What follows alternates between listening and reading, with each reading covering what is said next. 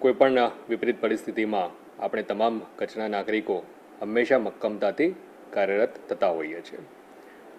આપણે હાલની પરિસ્થિતિથી તમામ અવગત છીએ. કોઈપણ નાગરિકે આ પરિસ્થિતિમાં ગભરાવાની જરૂરિયાત નથી, પરંતુ આપણે સૌએ સતર્કતા દાખવવાની ચોક્કસપણે જરૂરિયાત છે. આ પ્રકારની પરિસ્થિતિઓમાં એક નાગરિક તરીકે પણ આપણે નાગરિક ધર્મ બજાવવા માટે સુસજ્જ બનીએ એ અપેક્ષિત છે. કોઈપણ પ્રકારની અફવા ઉપર આપણે ધ્યાન ના આપીએ. કોઈપણ પ્રકારના એવા વિવાદિત પોસ્ટ હોય, અસંગત બાબતો હોય, એને સોશિયલ મીડિયાના કોઈપણ પ્લેટફોર્મના માધ્યમથી આપણે એને ન ફેલાવીએ. હાલમાં આપણને ખ્યાલ છે, ડ્રોન ઉડાડવું, ફટાકડા ફોડવા, આ પ્રકારની જે પ્રવૃત્તિઓ છે કે જે લોકોમાં ભય ઉપસ્થિત કરી શકે છે, એવી કોઈપણ આપણે બાબતોથી દૂર રહીએ એ પણ અપેક્ષિત છે. આપણે વહીવટીતંત્ર તરફથી બ્લેકઆઉટની અથવા તો કોઈપણ સૂચનાઓ આપવામાં આવતી હોય એને ખૂબ ગંભીરતાથી આપણે લઈ અને એનું ચુસ્તતાપૂર્ણ આપણે પાલન કરીએ એ પણ નાગરિકો પાસેથી અને આપણા સૌના પાસેથી એ અપેક્ષિત છે. ત્યારે આપણે સૌ એનું પાલન કરવા કટિબદ્ધ બનીએ.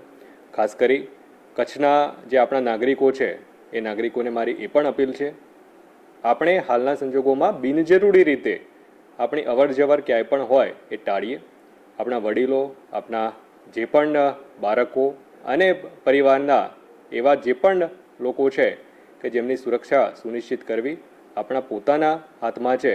એમની સુરક્ષા અને એમની ચિંતા આપણે સૌ પ્રથમ કરીએ.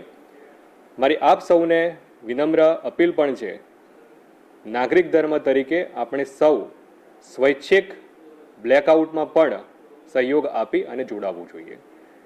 કોઈપણ પરિસ્થિતિમાં તંત્ર તરફથી ચોક્કસપણે આ પ્રકારની માહિતી આપવામાં આવતી હોય છે, પરંતુ સમયની મર્યાદાઓ વગેરેને ધ્યાને લેતા કોઈપણ વિપરીત પરિસ્થિતિ ઉપસ્થિત થાય એના કરતાં આપણે સૌ સ્વૈચ્છિક રીતે બ્લેકઆઉટમાં જોડાઈએ અને બિનજરૂરી રીતે આપણે કોઈપણ એવી જે લાઇટ છે એ લાઇટ બહાર જળતી ન રહે એ આપણે નાગરિક તરીકે આપણું પોતાનું પણ, આપણા પરિવારનું, આપણા ઘરનું, આપણા શેરીનું, આપણી ગામનું, આપણા વોર્ડની અને સંપૂર્ણ રીતે એઝ એ સમાજ તરીકે એકમેકના સહયોગથી આપણે આ પ્રકારની તમામ પરિસ્થિતિઓમાં જે પણ સૂચનાઓ આપણને અપેક્ષિત છે, એક નાગરિક તરીકે આપણી જવાબદારી જે અપેક્ષિત છે એ આપણે સૌ સાથે મળી અને નિભાવીએ. આભાર.